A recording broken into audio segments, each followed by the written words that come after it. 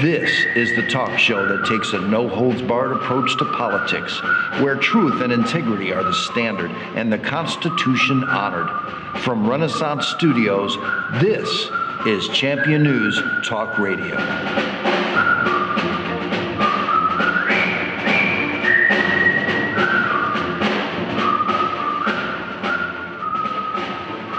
Good morning and welcome to another great edition of Champion News Talk Radio. We are brought to you by championnews.net, and we are your choice for the conservative voice. This is Carol Parisi. I am with our founder, Jack Roeser, and today our founder, Jack Roeser, and myself have our guest and our friend and our informant on Common Core, Miss Erin Raasch. Good morning, Erin. Good morning, Jack. How is everybody doing this lovely Sunday? I'm glad that you're here, Erin, very much so.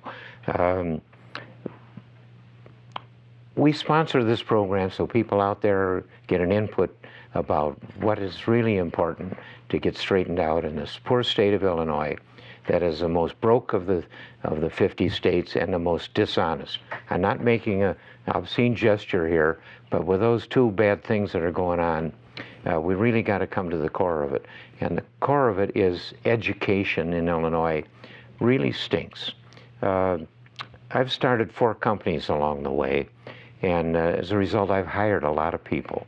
Auto engineering has 500 employees now, and we're still employing people and growing.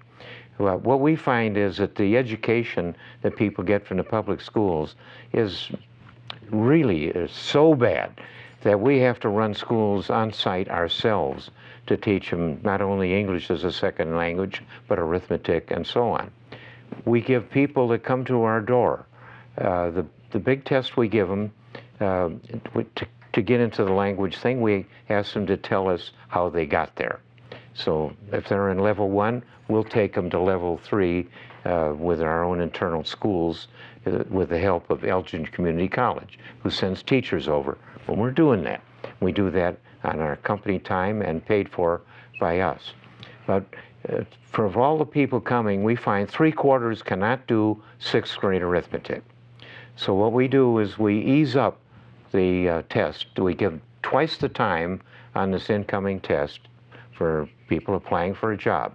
We got jobs all the way from the loading dock, big engineering department, test department.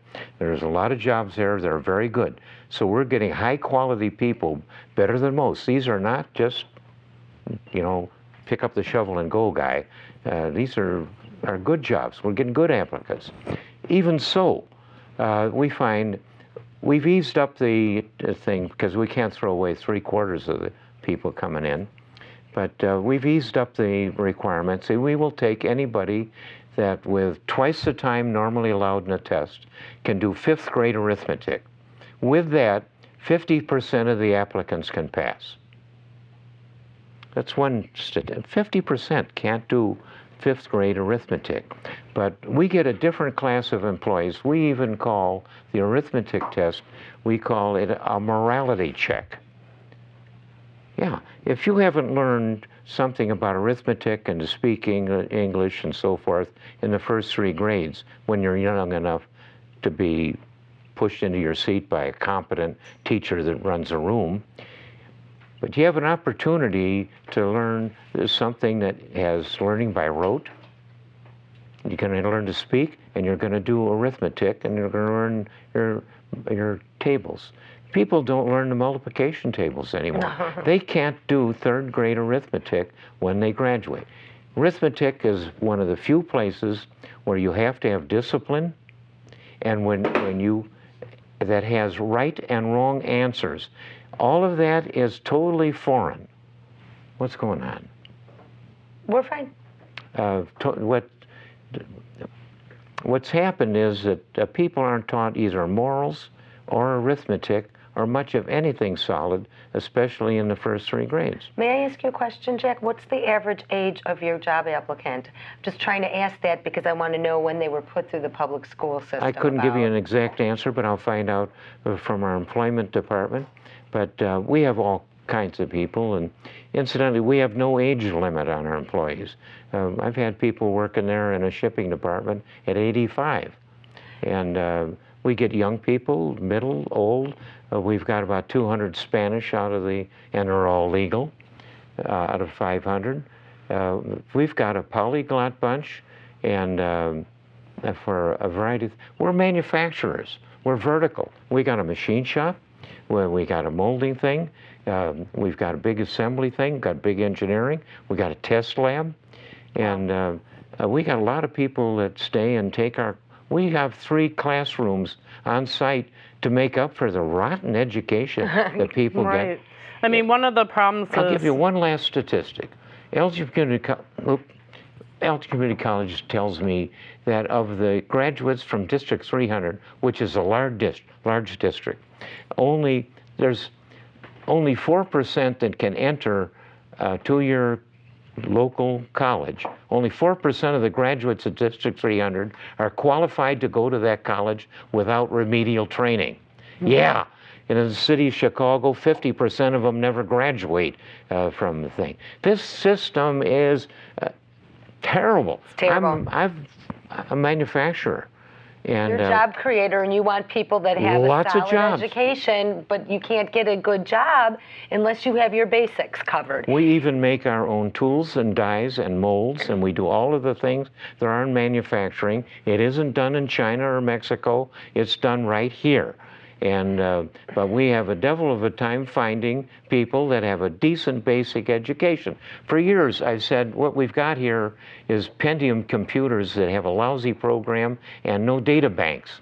The students aren't stupid. It's the education system that's stupid.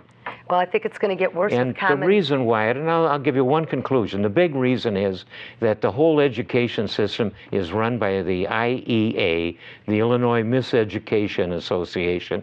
That's a branch of the NEA, which was called by Forbes magazine the National Extortion Association. This is a stinking left-wing bunch that has ruined the education of our children nationwide, and certainly terribly ruined it here in Illinois. I'll get into it later, but the way they waste money is unbelievable. It is run by the IEA union. Your school board is elected by them, and that's what you get as a parent.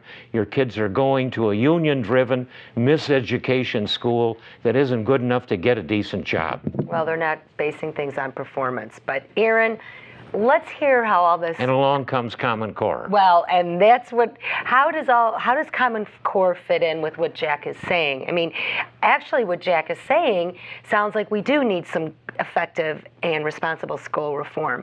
Why is Common Core not that answer?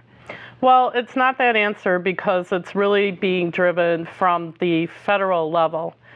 Before they did No Child Left Behind, which was it's basically the same thing. It's based on standards, standardized testing, holding the teachers accountable, which sounded really good. It sounds great. Well, the problem with No Child Left Behind was each state could set their own standards. So what Illinois did is, in order to not lose federal funding to meet those standards, they just kept lowering what the expectation was. They figured out, well, how much lower do we have to go to keep our federal funding? So Common Core comes along and it says, okay, now the states can't set their own standards, so they can't cheat in that way. And so now it's coming from on high, from Washington, D.C. down.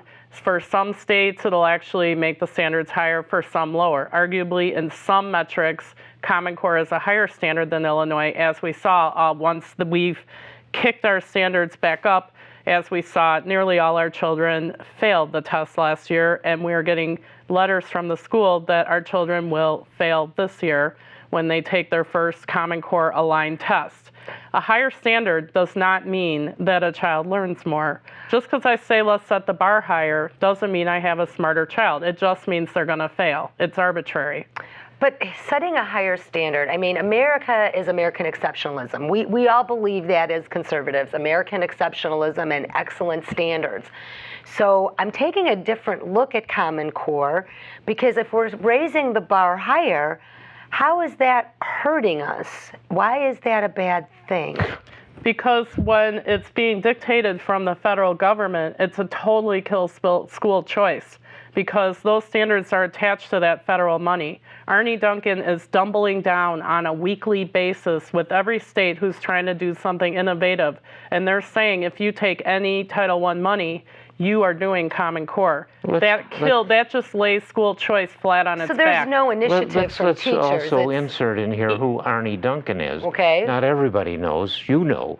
But Arne Duncan is handling the federal education system, and he's the guy that came out of Chicago, was his previous job. Arne Duncan ran the schools. The stinking, listen, I went to 3 grammar schools in the city of Chicago. Luckily, for 3 years, one was a Catholic school. But the schools in Chicago are really a mess, and only 50% graduate. And Arne Duncan ran a stinking expensive, costly system that really cheated the kids and the parents. Well, not only stinking and costly, I think the graduation rate is substandard. Erin, we're going to come back to you, and we're going to hear more about Common Core. Don't go away. Stay right with us. We'll be back after the break.